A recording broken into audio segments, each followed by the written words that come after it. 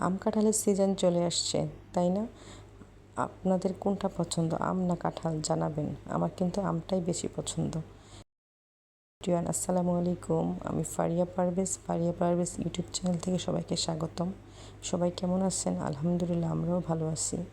ওই দিন আম কিনে নিয়ে চলে আসলাম। ছেলের স্কুলের সামনে আম বিক্রি করছিল। তো আমি সচরাচর ফল কিনি না, ওদিন কিনলাম। আম কেনার গল্পটা একটু শুনুন ছোট্ট করে। আমি আম কিনে নিয়ে যাওয়ার পর অন্যান্য গাড়িরা দেখে ওনারাও কিনতে গেল। তো যে দামে আমাকে বিলিয়েছে আমি সেই দামে কিনে নিয়ে চলে আসছি। তারপর যখন গিয়ে দেখি ওনার কিনছে, তখন ওনাদের অনেক কমে দিচ্ছে। আমি কী ব্যাপার, আমার কাছ থেকে বেশি রাখলেন কেন? তারপর লোকটা বলে যে ঠিক আছে, যেহেতু আপনারা সব একসাথে, আপনার ব্যাগটা নিয়ে আসুন, আপনাকে আম বাড়িয়ে দিই ওই দামই।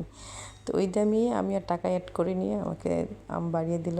যাক আলহামদুলিল্লাহ, তারপর ঠকা থেকে বেঁচে গেলাম। ছেলে স্কুল থেকে আসার সময় এই তো কাঁঠাল গাছটা প্রায় চোখে পড়ে, কিন্তু হঠাৎ করে দেখি কাঁঠাল ধরে আছে। কত সুন্দর না? ঢাকা শহরের রাস্তায় কাঁঠাল দেখা খুবই বিরল দৃশ্য। এটা হচ্ছে আমার ছেলের স্কুলে গার্ডিয়ানরা বই নিয়ে পড়তে পারে, খুব সুন্দর একটা ব্যবস্থা। বাচ্চাদের আইডি কার্ড আছে, ওই আইডি কার্ড শো করে এক সপ্তাহের জন্য যে কোনো একটা বই নেওয়া যায়, তারপর আবার এক সপ্তাহ বইটা ব্যাক দিতে হয়। সিস্টেমটা খুবই ভালো লাগলো। আমি ভাবছি আমিও নিব। আমি বই আগে প্রচুর পড়তাম। মোবাইলের যুগ, মোবাইল চলে আসার পর টিকটক, রিলস, শর্টস এগুলো দেখে দেখে সময় চলে যায়, কিন্তু এটা ঠিক না। অতিরিক্ত মোবাইল আসক্ত হওয়া খুবই খারাপ। আমি খুব হুমায়ুন পছন্দ করি। হুমায়ুনের সব বই মোটামুটি আমার পড়া হয়ে গেছে। আর আমার হাজব্যান্ড ও তো ভিন্ন দেশের মানুষ, ও হুমায়ুনকে পছন্দ করে না, আমার বিপরীত। কিন্তু আমার জন্য আমার হাজব্যান্ড প্রায় হুমায়ুনের বই কিনে দেয়।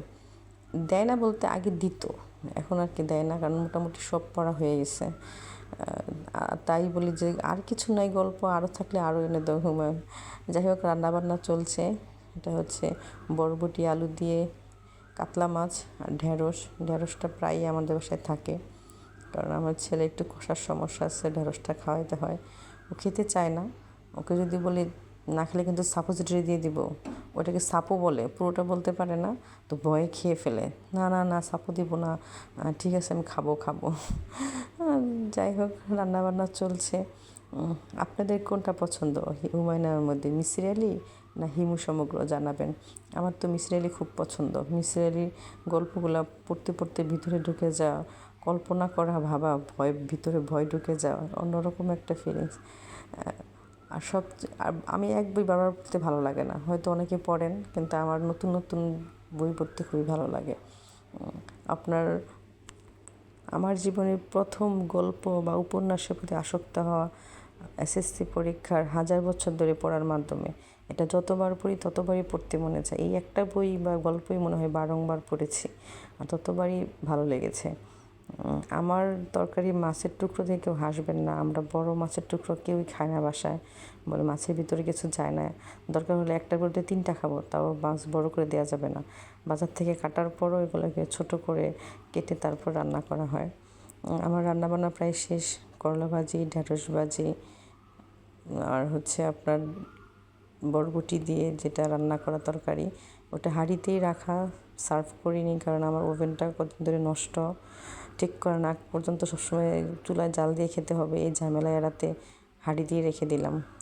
এই তো রান্নাবান্না করতে করতে একটু আম খেয়ে নিলাম। আমগুলো খুবই মিষ্টি ছিল, যা কিনে কিনে ঠকি নেই আলহামদুলিল্লাহ। এই ফলটা বলুন তো কি? এটা আমাদের সাতকৃষির ফল।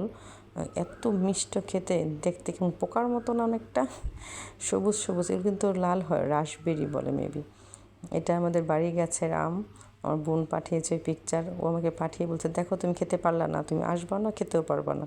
আমি বলছি দাঁড়া, আমার কাছেও আম আছে, দাঁড়া ভিডিও পাঠাচ্ছি। এটা আমাদের সাতকৃষির আম। কি সুন্দর আম, তাই না? খেতে এত মিষ্টি, এত ভালো, আমার একটা কাচমিটা লাগে। পাকে নাই কিন্তু, কারণ মানুষের জন্য রাখতেও পারি না, এই জন্য পেরে খেয়ে ফেলা, কারণ চুরি করে নিয়ে যায় ছাদ থেকে। যাই হোক, আজকের মতো এখানেই। সবাই আমাদের জন্য দোয়া করবেন, আপনারা ভালো থাকবেন। আপনাদের জন্য দোয়া রইল। ফি আমানিল্লাহ। সবসময় হ্যাপি থাকুন, খুশি থাকুন, পরিবারের সাথে থাকুন, সবাই মিলেমিশে থাকুন। আল্লাহ হাফেজ, বাই বাই।